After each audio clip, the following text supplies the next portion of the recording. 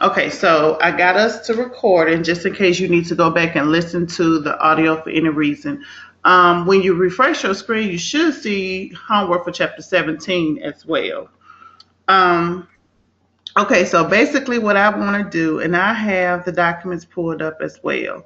So I really just want to talk about today the final project that you're going to be working on for today, because that is your activity for today. It's your final project.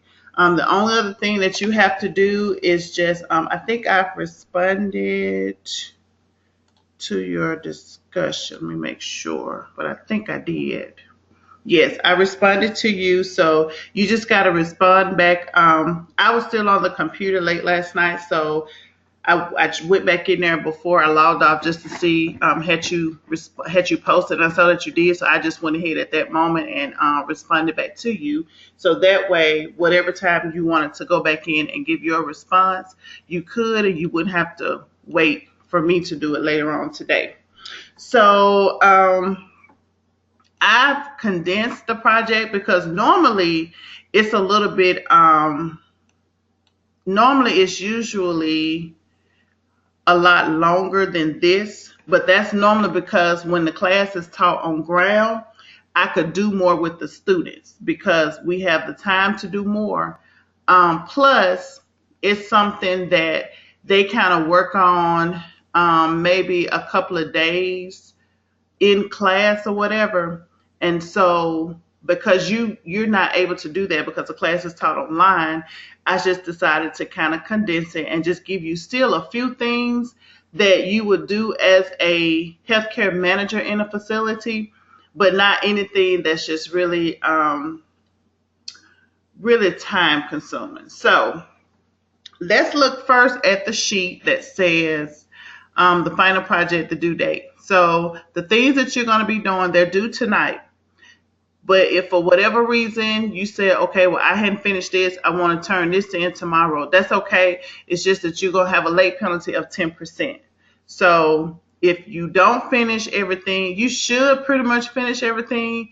If once you go in there, you just block off some time and just go ahead and get it done, you can actually finish it.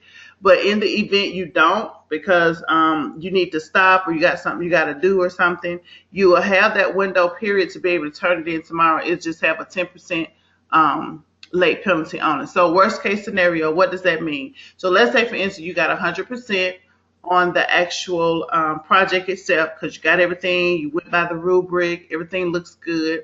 10%, worst case scenario, that's a 90. So that's what I mean by that.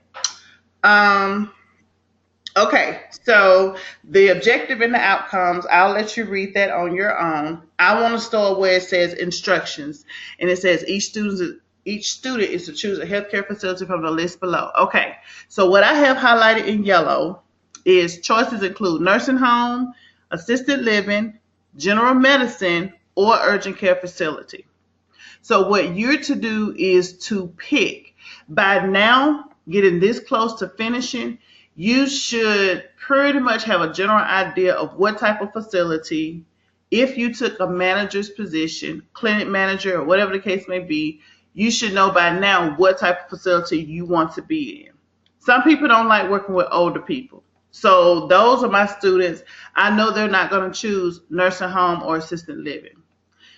Some like a fast pace, or they want to work in a specific type of doctor's office. So like an OBGYN or a general medicine office, a podiatrist office or something. So that's under general med. Then you have urgent care centers, places like American Family Care or Med Help. Those type of places are for those individuals that love fast pace and they don't want to be, they're not really concerned with you got to have an appointment or anything like that. They just want to be able to see a lot. So depending on what you have a niche for, so, and when I say niche, an interest in, that's how you know what choice to make. So for this, but for the sake of the meeting and for me to be able to give you an example what you need to do, I'm going to just choose urgent care center. And I am going to use American Family Care as my example. So and the reason I'm doing that is because if I talk through the project and the actual action items, it will make more sense to you. Okay, so let's say, for instance, I'm the student, I'm doing this project, you're the instructor. So these are my instructions to me, and you're telling me that I have to choose a center. Okay, so I'm choosing American Family Care. American Family Care is an urgent care center.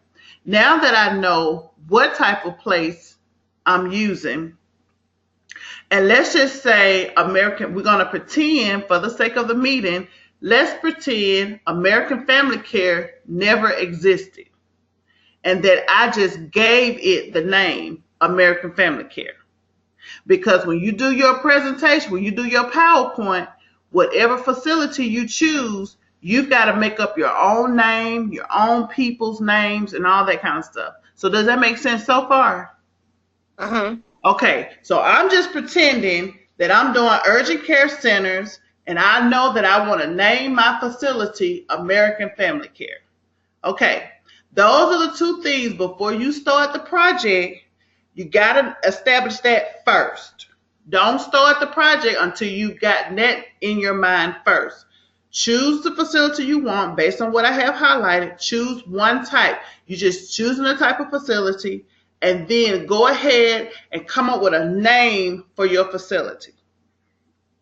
All right, so let's say I came up with American Family Care. I'm telling you with the asterisk, you will be given several assignments to complete in relation to the healthcare facility that you choose. Assignments may include some, if not all of the following.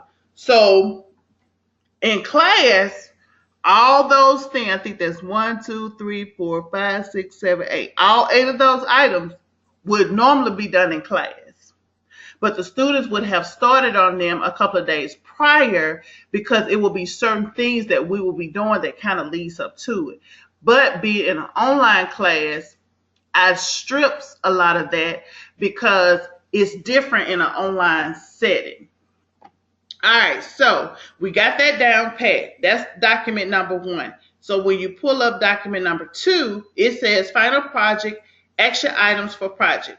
Okay, so there are going to be 4 things that you're going to do. The things that I'm giving you to do are things you perhaps will have to do on a daily basis. But the only thing you won't have to do is an org chart. But like PowerPoint presentations as a manager, you may find yourself doing them all too often because you've got to have trainings throughout the year, employee orientation for new people that you hire in. So you will always have your hands into a PowerPoint presentation. You're going to consistently be scheduling staff on a daily basis. You're going to consistently be scheduling yourself on a daily basis because just like your staff has a schedule, managers have a schedule as well. So you're going to have to be responsible for juggling both of them. Remember, you're the clinic manager. Everybody that works in that office works under you. And then all of you all collectively work up on the physician because it's his practice. But when it comes to scheduling staff, your physician is not going to sit down with you. Okay, well, I need Joe to work Monday, Tuesday, Thursday. I need Sue Ellen to work Monday, Wednesday, Friday. These times I need her to come in Tuesday and Thursday. No, physicians don't do that. That's not their job. Their job is to come in, speak, say hello, take care of them patients, order them prescriptions, get them tests done, and they go into the house. The operational piece of the facility lies in the hands of the clinic manager. So you're responsible for scheduling staff, hiring people, terminating people, disciplining people. That's what you're responsible for. When it comes to your own schedule, you have to maintain your schedule. And guess what? You may have to maintain the physician schedule as well. And that's a lot because you have to maintain him a schedule. You got to maintain the staff schedule. You got to maintain your schedule. And if you're operating 5 days a week, 8 to 10 hours a day, that's a lot. It is a lot. So I'm trying to give you some things that go ahead and get your hands in it. kind of get yourself exposed to it so that when you get to the job that you're going to, even when you're trained for your position, whoever trains you, when they leave it in your stead, then you're on your own. So, org chart. You are to construct an organizational chart that includes your immediate staff at the facility. Make sure it's neat. Okay, you've had exposure to org charts. So this is going to be an easy project for you because you're not having to reinvent anything that's already out there. You make up everything on your own. Everything that you give me is fake. Everything. So your address and your city and state, all that kind of stuff, none of that has to be Alabama applied. You may decide, oh, okay, when I graduate, I'm going to California. Okay, well, that's fine. You decide you're going to California. Then everything that you give me, when you start giving me the address of your facility, phone numbers for your facility, just basic contact information, then I need to see a California city. I need to see a California state and a city out of California. So I just threw that out there as an example. But again, everything for your project is considered fake. That should make it easy for you. So for the org chart, first of all, if I said, okay, well, I'm going to do American Family Care, going to be an urgent care center, in my mind, I already know that my name is going to be not all the way at the top. I'm going to put the physician's name at the top because the physician is the CEO of the facility. He's the main person, meaning that when I have an issue that's just totally out of my hand, he's who I'm going to have to go to. It's his practice. So I'm going to put him at the top.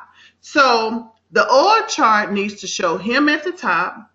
Then it needs to show me as the person that reports to him.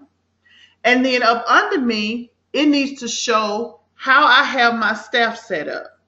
So I know I got a front office staff, and I may just have 2 people. Okay, so I got a front office staff, and I have 2 people. So guess what? Reporting to me, I'm going to have a box that says front office staff. But then up under that box that says front office staff, if I'm going to have 2 employees up front, then I need to put a box down there and put their names in those boxes. Fake names. Just make up some names. Okay? So I got the front office staff reporting to me. That's a box. Then I have nursing staff reporting to me. That's a box. Because in most urgent care centers, you just have your front office staff, you have your nursing staff, and then a lot of these urgent care centers have lab and x-ray. So I'm going to have 3 boxes under me that reports to me. Front staff, nursing staff, and lab/x-ray. That's all I got in my facility. Okay? Remember, this is your facility. You just make it up. So I got all 3 of them reporting to me. And then up under each one of them, I need to have boxes that shows the names of the staff. So I got 2, in my facility, I got 2 front office staff. In my nursing facility, I have 2 nurses, okay? I got 1 physician, but I got 2 nurses. Is that odd? No, that's not odd to have that because it just kind of depends on what's going on, da-da-da-da. So, no, it's not odd to have that. If I wanted to have 2 physicians, I could. And to be honest with you, in American Family Care, they have 2 and 3 physicians. So if I just wanted to have a physician per nurse, I could do that. So guess what? I'll go back to my org chart, my CEO people. Now I have 2. Have 2 CEOs at the top because I got 2 physicians. I still report to both of them. I'm responsible for both of them. I still have 3 people reporting to me. I have 2 front office staff, and under nursing, I got 2 nurses, and then up on the lab and x-ray, I have 3 people for that because I got 2 for labs and 1 for x-ray. And I just kind of put their name. You just create the org chart that shows that. So now when I look at your org chart, I can just look at your org chart and know, oh, okay, well, her facility, she got 2 physicians, She got 2 people in front office staff. They have 2 nurses at that facility, and they have 2 people that work in the lab and 1 X-ray person. I don't need a billing person or anything like that, because guess what? Obviously, what you telling me on your org chart is the 2 people that works at the front, they takes care of the billing too. Is that odd? Mm-mm. Because if you got somebody that's been a billing specialist before, that's almost the perfect person to put at the front desk.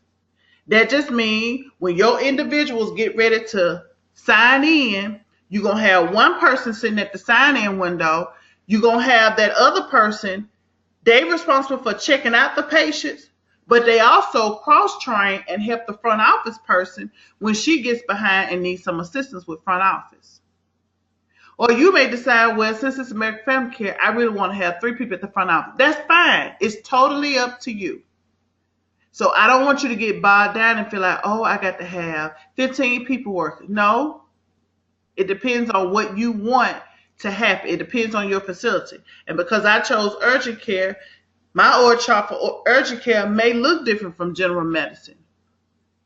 And one reason it may look different from general medicine, because most general medicine places are totally controlled by appointments, meaning there ain't just no walk-ins. So it's like, if I was working in your facility at the front office, I pretty much know what my day is going to be like, because I know what the schedule like, because I'm the one who scheduled the individuals. And then if my physician says schedule patients every 15 minutes, then when you figure out the course of the day, that could be a lot of patients, that could not be a lot of patients. Does that make sense so far? Okay, so you're going to do an org chart. All right, next thing you're going to do is scheduling of staff. Now, this is where you got to really pay attention to the instructions. Based on the days, times in your facility. So I'm American Family Care. I'm open from 8 a.m. to 6 p.m. Okay, in my mind, I got this, but you write it down. You already know, okay, well, I'm going to be open this time and that time. Just make it up. Be fake with it. But I'm telling you, okay, I'm going to be open 8 a.m. to 6 p.m.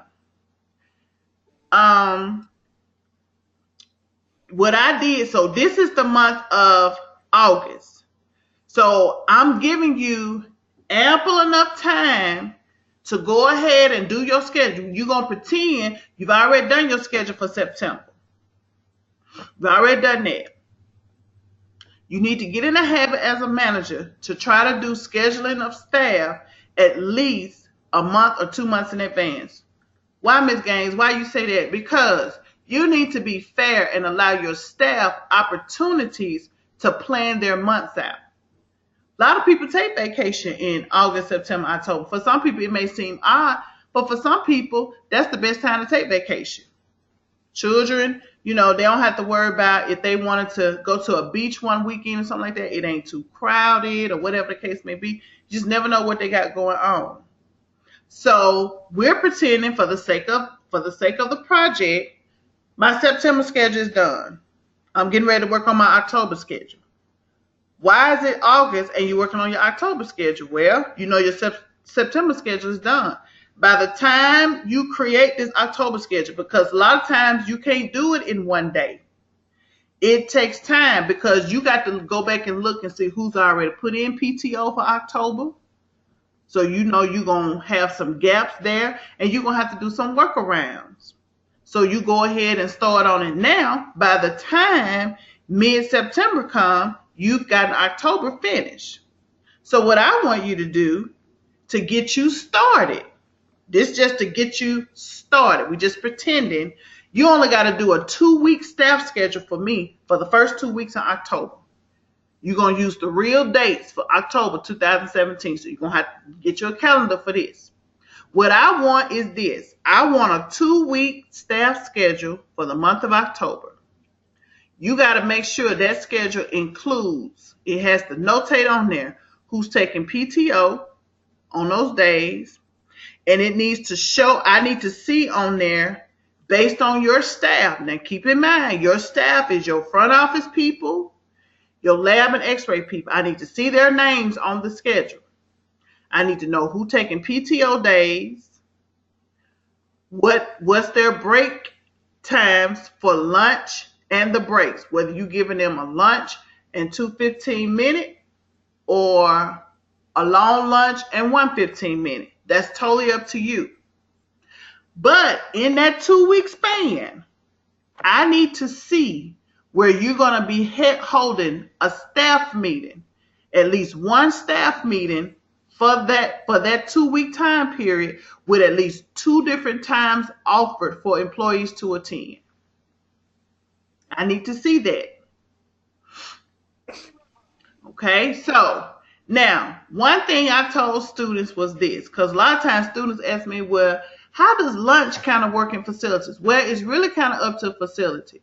But if it was me as a manager and I talked to my physician, I would go with him and propose, let's just shut down the facility at the same time every day for everybody. And then the entire staff can eat at the same time. That way, nobody has to worry about nobody not getting lunch or whatever the case may be. Now, me being an urgent care facility, I can't do that. And it's because at my facility, I chose to take walk-ins. So I can't just completely shut my facility down. But if you working in somewhere like general medicine, because you can't do it for nursing home, and I had to explain that to them. I said, you can't do that for a nursing home.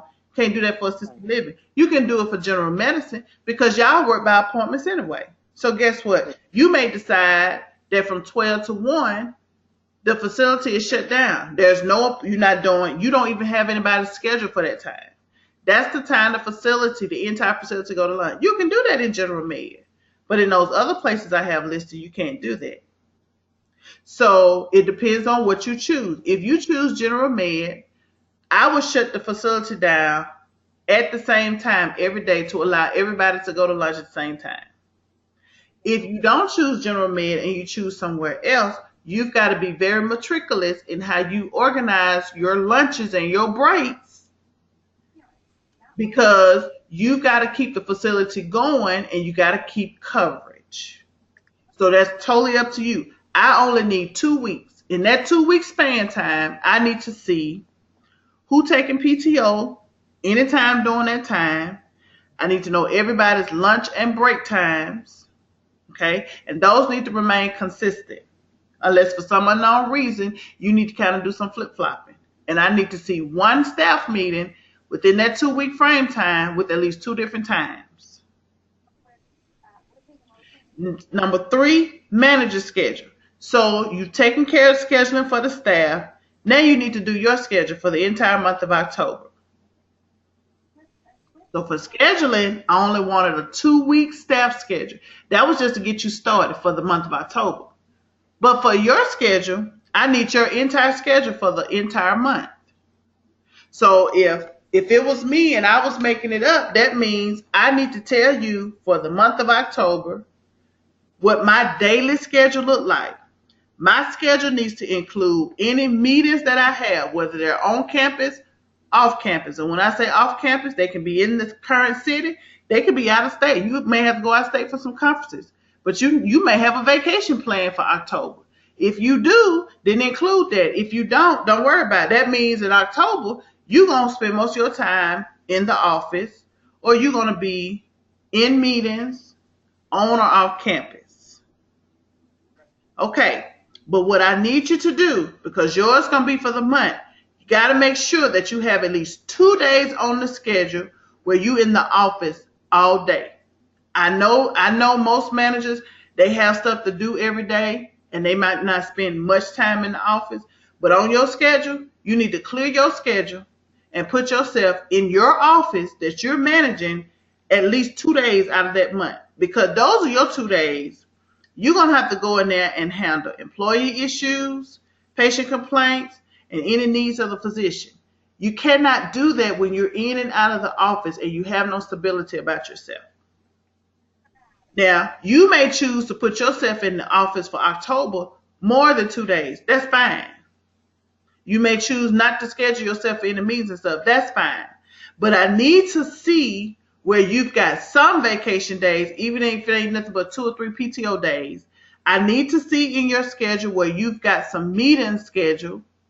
And I need to see at least one meeting where it's an out-of-town conference. Because a lot of times, if it's an out-of-town conference, you may be gone that whole week. But I also need to see 2 days that you're completely in the office. No meetings out of town, no meetings for that day. You're clearly in the office. You're managing your facility. So I need to see that on your schedule. Are you with me so far? Okay. And then the last thing that you're going to do, or the first thing, whichever way you want to do it, I need a PowerPoint about your facility. So let's say, for instance, again, you the instructor, I'm the student. Okay, well, she needs a PowerPoint about my facility. So that means I need to give you, and I have it all listed, I'm going to give you the name of my facility, and you have to, I got a parentheses, create a name. Okay, so I'm creating myself, I'm American Family Care.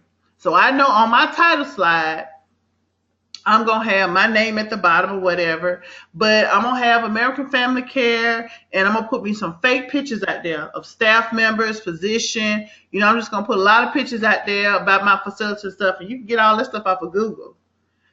Mission and vision of the facility. I'm going to come up with a mission, a fake vision, because that's going to be on slide number 2. So slide number 1 going to be the name of my facility. It's going to be all creative. Slide number 2 going to have my mission and my vision. And it's also going to include my motto, a facility motto. I mean, you can go out there and search one, make up one, just however you want to do it. But I'm going to put that on slide number 2. Then on slide number 3, I'm going to have a slide that show my staff members and a physician. It's going to be some fake pictures, but I'm going to have some out there. So you'll see that, you know, I got a lot of people that work for me. Then on my next slide, I'm going to list for you all of the different type of services I provide. So, you know, we do x-rays, and we do barometric screenings and all that kind of stuff. We handle urgent care needs. My physician may even do a little surgical procedures in the office, like a little stitching or something, like somebody got like a little cut or something. I'm just going to make up some stuff that we do.